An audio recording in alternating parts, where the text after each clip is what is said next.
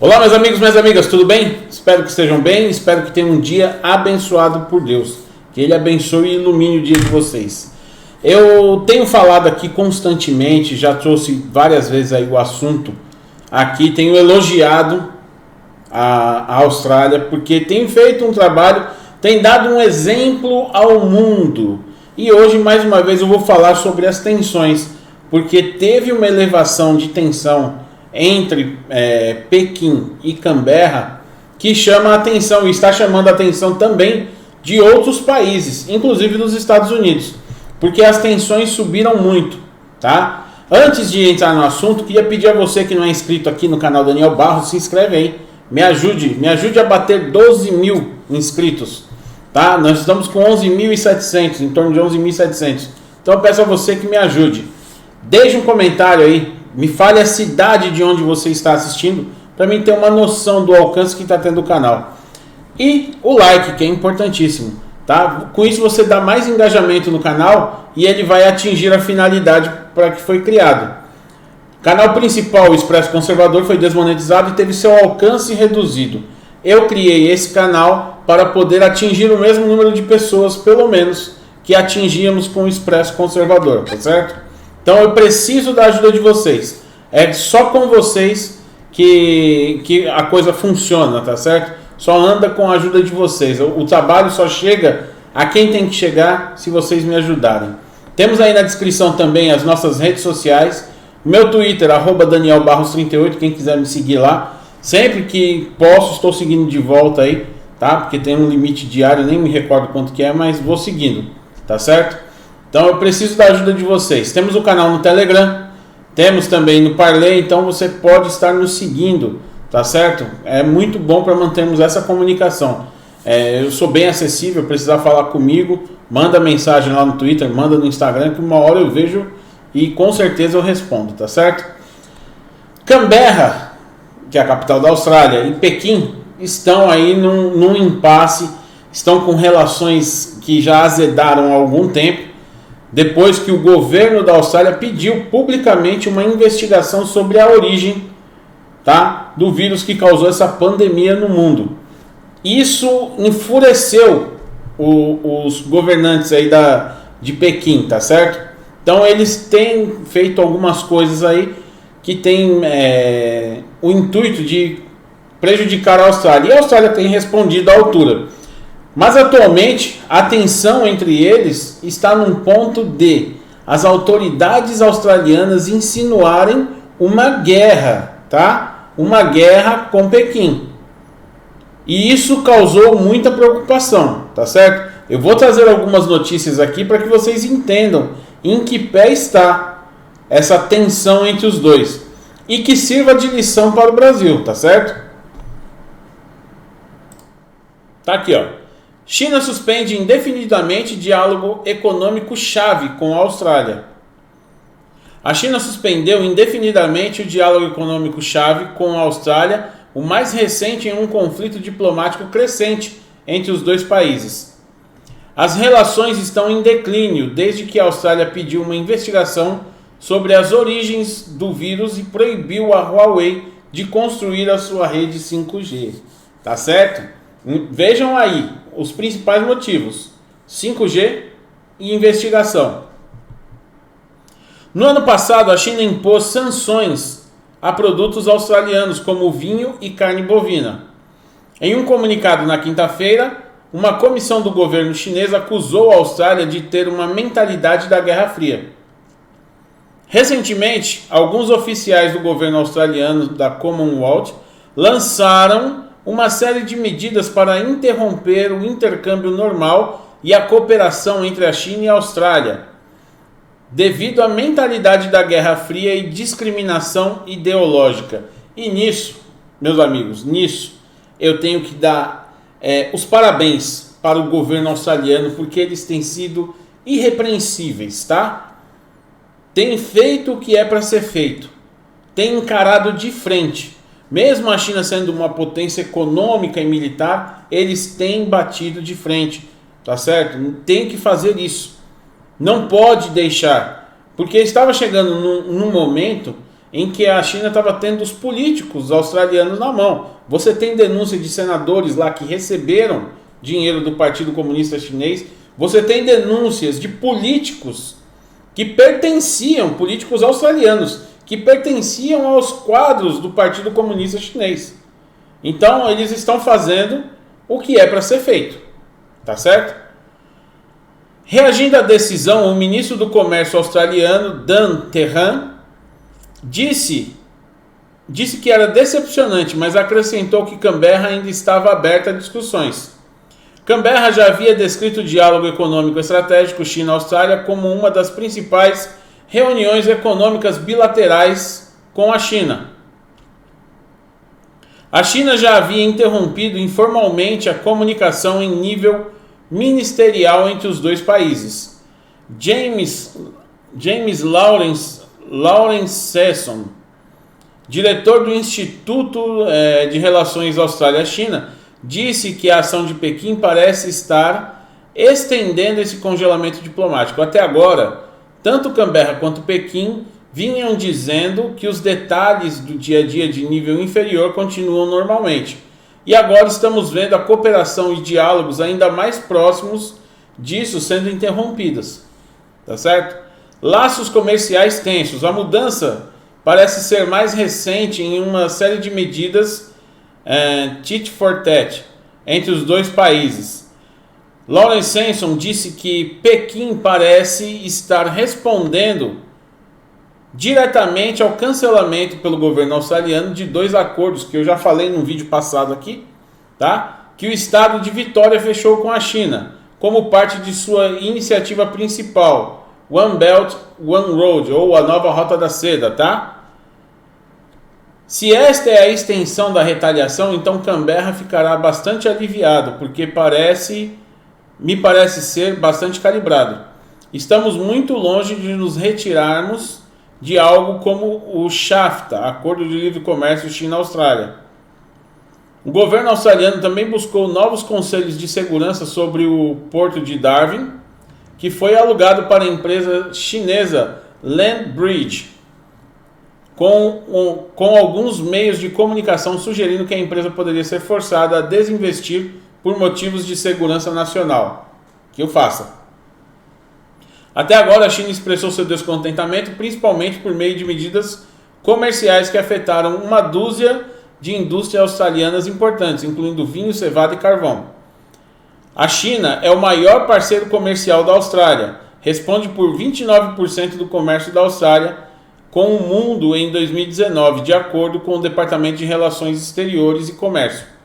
O investimento chinês na Austrália despencou 61% em 2020, o menor número em 6 anos, de acordo com o Banco de Dados de Investimento na Austrália, da Universidade Nacional da Austrália.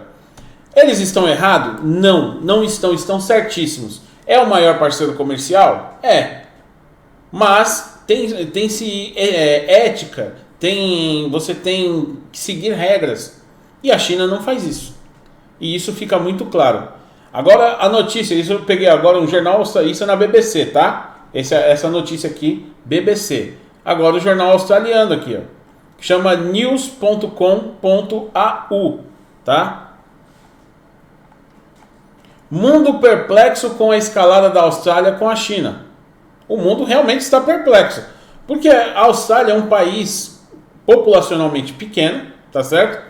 Tem um exército muito menor que o da China, investimento militar muito menor e não tem armas nucleares. Então eles estão perplexos por quê? Como que pode a Austrália peitar a China assim? Eles estão realmente sem entender o que está acontecendo.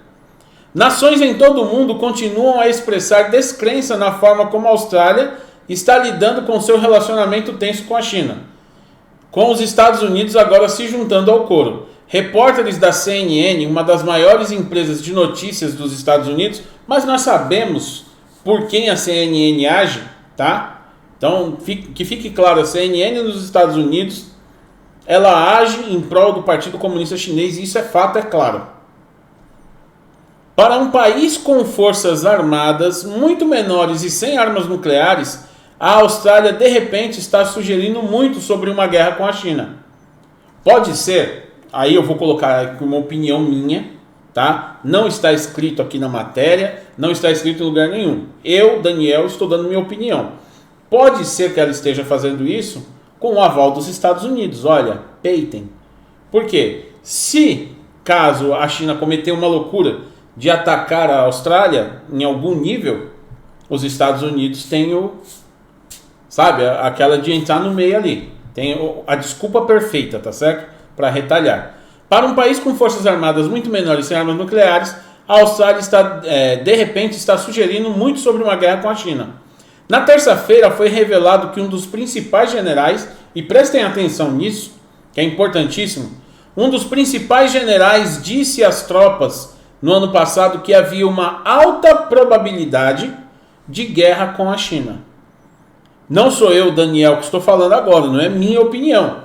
Agora é um general das Forças Armadas da Austrália que estava dizendo ano passado para eles, olha, preparem-se, porque é alta a probabilidade de uma guerra com a China. O Major-General Adam Findlay deu a informação sincera e confidencial aos soldados das Forças Especiais da Austrália no ano passado, de acordo com um relatório no The Age e no The Sydney Morning Herald. Vou abrir uma aspas aqui. Recentemente, a Austrália assinou um pacto com o Japão, onde eles vão fazer treinamentos no território japonês, as Forças Armadas australianas, e as Forças Armadas japonesas farão treinamentos de defesa mútua nos territórios australianos. Então, são pontos a se ligar. Nós não podemos esquecer disso.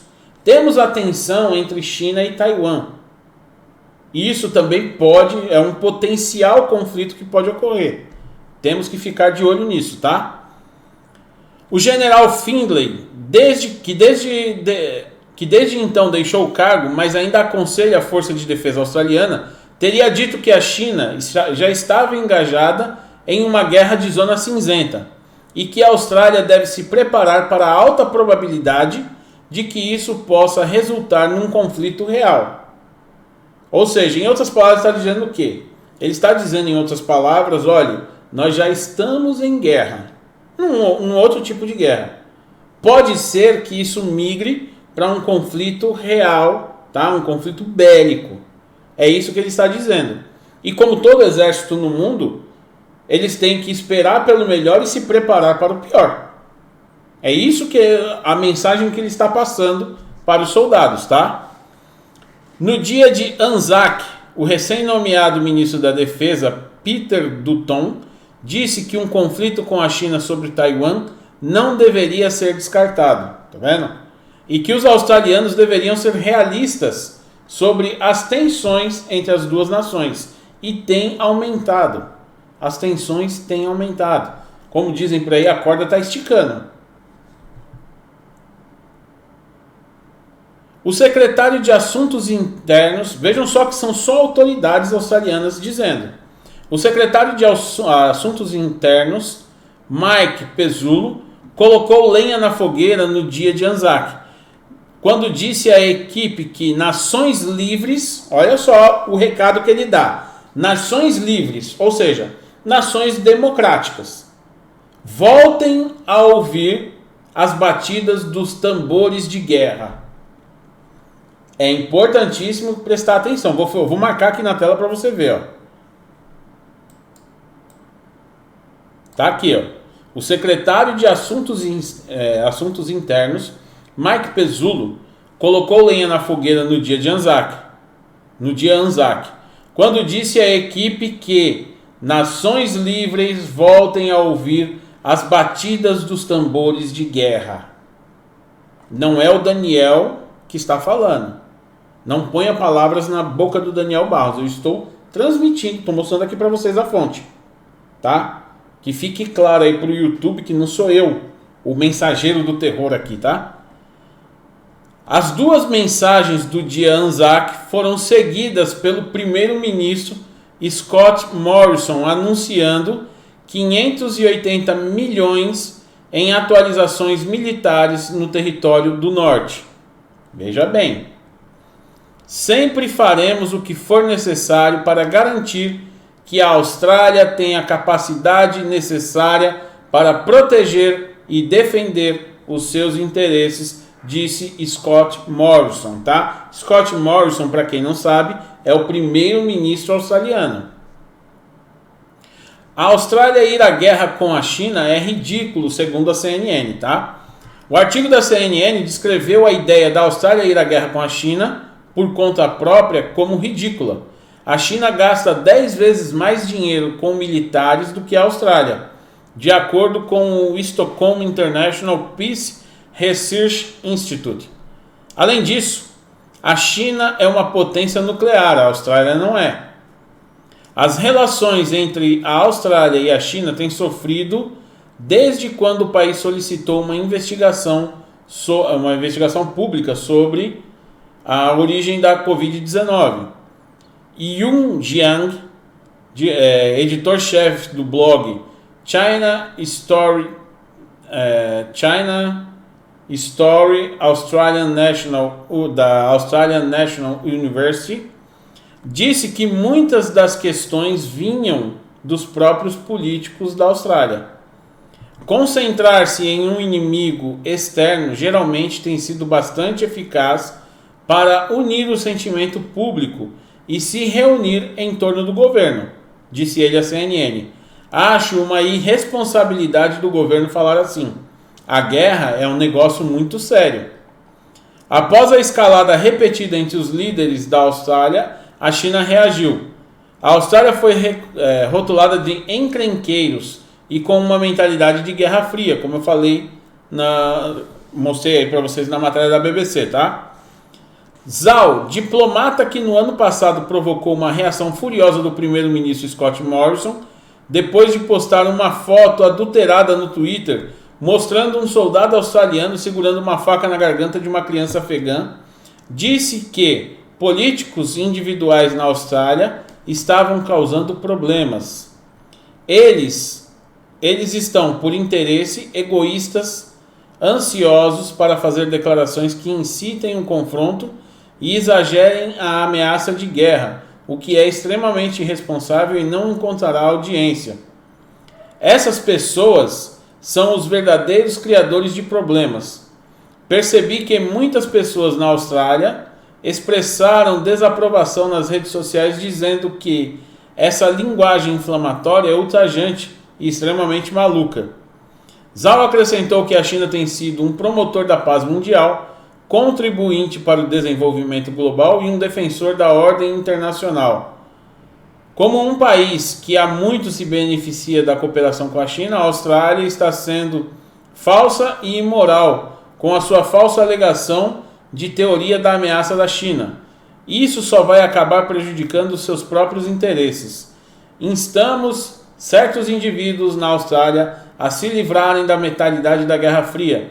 Parem de fazer comentários irresponsáveis e ajam de maneiras que conduzam à paz e estabilidade regional ao invés do contrário. É importante a gente ter em mente, tá, que nós estamos sim vivendo uma Guerra Fria 2.0. Por quê? A China ela tem o interesse de ultrapassar os Estados Unidos como potência. Ela tem o interesse de se tornar a líder de uma nova ordem mundial. E para isso ela está usando de todas as armas. Só que a China, como digo, é um gigante dos pés de barro. Tá? Os pés e as pernas ali são de barro. Porque ela depende muito de outros países. Por isso que eles evitam tanto e não foram ainda à guerra. Porque se não dependessem tanto, fossem grandes produtores de tudo que precisam, principalmente em questão de matéria-prima, eles já teriam ido sim à guerra. Com certeza eles já teriam tentado unificar Taiwan com a China, teriam feito misérias ali. Mas eles têm que manter o nível, porque eles sabem que ainda não são uma potência que possa se equiparar aos Estados Unidos, tá? Para você ter uma ideia do que está causando isso, Tensões entre China e Austrália aumentam o mal-estar em Pequim com a alta nos preços do minério de ferro. Por quê? 80% da produção mundial, deixa eu ver, eu vi alguma parte aqui, é feita pelo Brasil. Tá, aqui, ó. Austrália e Brasil exportam coletivamente mais de 80% do fornecimento mundial de minério de ferro por via marítima, disse Eric Hedborg, analista sênior da empresa de commodities CRU.